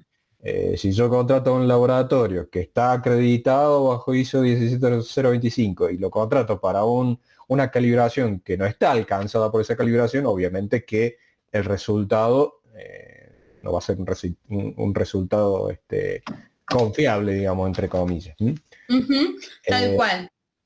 y bueno, y esa información que uno le pide al laboratorio la puede verificar en la página del organismo de acreditación correspondiente. Ahí está la información, digamos, y uno puede verificar que lo que el laboratorio me dice es cierto, porque puede pasar. El laboratorio haya sido. Tal cual, perfecto. Sí, sí. Yo quisiera opinar algo que, aunque los laboratorios de calibración que estén acreditados, como siempre están en una mejora continua, a veces los informes no les parece a los auditores, a veces omiten datos y nos cae mal que nos diga el auditor, es que ustedes tienen que evaluarlos a ellos como que uno fuera experto en calibración y la verdad no somos expertos en calibración, los que nos dedicamos a ensayos. Entonces sí, hay que revisar hasta el informe que dan porque a veces no los hacen bien, ¿verdad? Como están ellos también en una mejora continua. Entonces, sí, el auditor le pide a uno como que responsabilidad de que uno tiene que entender hasta el certificado, ¿no? Desde el nombre del equipo hasta la incertidumbre y todo eso, que es para nosotros algo complicado, pero sí nos piden que miremos si el laboratorio de calibración sirve o no sirve, o si está dando bien el certificado o no, ¿verdad? Sí, sí, es algo que piden los auditores y es importante que ustedes de a poquito vayan tomando un lugar sobre esas actividades, ¿sí? De entender y de poder tener criterios sobre la información que les brinda el certificado, porque a partir de esa información ustedes van a poder volcar esa información en la incertidumbre y para poder también saber si cumple con los intervalos aceptados para lo que es el uso del luego del equipamiento. Sí, claro, gracias. Bien, y a eso yo quería agregar, perdón, ahí cerró el... Ay, se escucha con un poco de como de retorno. No, es que Nancy tenía el micrófono abierto, entonces yo se lo cerré y ella por querer cerrarlo lo volvió a abrir, pero no. Ahí Sí. está. No, quería agregar que eso también pasa con los laboratorios de ensayo. Por ejemplo, eh, hay clientes que yo tengo que a veces me piden realizar auditorías a laboratorios que ya están acreditados para un determinado ensayo porque no cumplen con ciertos requerimientos de la norma, por ejemplo, referente a algunos parámetros de validación del método, que informan un límite de, por decir, de cuantificación que no es correcto, de acuerdo a pruebas que se hacen y demás. Entonces, eh, en cierta forma, uno sí debería verificar. Si bien yo dije que, en principio, un laboratorio acreditado se supone que cumple con los requerimientos de la norma, eso no es tampoco una garantía al 100% porque obviamente los laboratorios son organizaciones falibles, como somos los seres humanos, y a veces hay errores que pueden estar deslizándose, no obstante ese laboratorio se encuentre calibrado. Es correcto, digamos, no haría falta en principio, pero no viene bien. Es como siempre yo doy esos ejemplos. Uno va a cruzar la esquina, el semáforo está en rojo, me está permitiendo el paso a mí, pero por las dudas miro por si no viene alguien sin freno. Tal cual, tal cual. Eh, bueno, Esperanza dice, nosotros interpretamos y vemos el uso de esos certificados. Lady, bueno, nos pregunta dónde puedo conseguir la capacitación de la grabación, perdón, ¿cuándo puedo conseguir la grabación de la capacitación? Si se refiere a este consultorio, va a estar listo a más tardar el lunes. Seguramente el lunes ya va a estar subido al canal de YouTube y ya después el otro día ya se envía por correo electrónico, digamos, a la gente que está inscripta. Pero si ustedes se suscriben ahí al canal Metroquímica de YouTube, lo van a tener apenas se cargue. Bien, teníamos otra consultita de Ivette. Dice, los Sí. materiales de referencia utilizados en el laboratorio de ensayos tienen que adquirirse de proveedores acreditados bajo ISO 17034. ¿Qué pasa si no son proporcionados por proveedores acreditados bajo esa norma? Esa es la pregunta de Ivette. Bien, sí, deben estar acreditados por la 034 para como productores de materiales de referencia. Si no están acreditados, no vas a poder asegurar la trazabilidad metrológica, ¿sí? Esa es lo que sucedería, digamos. Bien, de acuerdo. Bueno, no sé si se me ha saltado alguna pregunta, alguna consulta. Si alguien tiene alguna preguntita más, Voy eh, cerrando aquí. A exactamente, ver. la puede hacer por aquí o, bueno, recuerden que para los que llegaron al último, vamos a hacer una segunda parte. Viene, como estamos como en la serie, ¿no? Viene la segunda temporada, viene el segundo consultorio del tema de hoy, que es bastante amplio y por eso llegaron muchas consultas que, bueno, Laura no tuvo, o no tiene, mejor dicho, el tiempo para responderlas ahora. Entonces, pueden volver a ingresar en el formulario, volver a ingresar las nuevas preguntas. Quienes ya se han inscrito en el formulario para acceder a este consultorio, no es necesario que vuelvan a hacerlo. salvo, bueno, que quieran realizar alguna consulta adicional o demás, no hay problema que vuelvan a completarlo, ¿sí? De todas maneras, la invitación para el próximo seminario les va a estar llegando. Empezamos a enviar las invitaciones el miércoles, después el jueves y después viernes, y hasta última hora estamos enviando las invitaciones a la gente que se va inscribiendo hasta una hora antes, al menos, del encuentro. Bueno, no sé si creo que no hay más consultas. Damos por cerrado el consultorio de hoy y los esperamos para la segunda Bien. parte del próximo viernes. Yo te agradezco mucho, Laura. Como siempre, No, por favor. súper claro, súper expeditivo y bueno, esperamos más respuestas tuyas. Así que hagan todas las preguntas Bueno. que quieran. Laura les hace frente a todas. Bueno, muchas gracias por acompañarnos y si sigan preguntando, está abierta el formulario de solicitud para la inscripción de las preguntas, así que aprovechen a preguntarnos, así, bueno, el próximo viernes nos volvemos a encontrar y seguimos charlando sobre este tema. Igualmente, Muchas gracias, Sergio, uy, también. perdón, te pisé. No. Igualmente, pueden consultarle a ella su correo electrónico, pueden entrar a, corregime si lo digo mal, no lo estoy leyendo, elevar.com.ar. Sí, aquí lo dejo en el chat. Perfecto. Pueden Nunca lo consultar ahí pongo. directamente o pueden consultar a cualquier canal de Metroquímica o particularmente a mí o por Facebook. Pueden hacer comentarios en los videos de YouTube, etcétera. Hay 270.000 canales para que se comuniquen ahora. ¿Sí? Bueno, Estamos por todos lados. sí, estamos por todos lados. Ahí dice, bueno, ahí está el correo, Laura de Lisi con doble s @elevar.com.ar.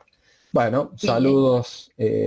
saludos Dali, que nos escucha desde Panamá. Y ahí está Lindo. el número de teléfono. Ahí están todos los datos. Funciona para WhatsApp también, supongo. Para WhatsApp y bueno, y ahora incorporamos desde Telegram, así que también pueden encontrar a Elevar por Telegram.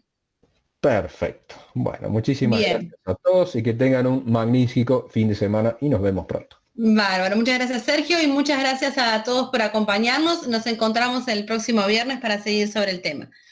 Un buen fin de semana para todos.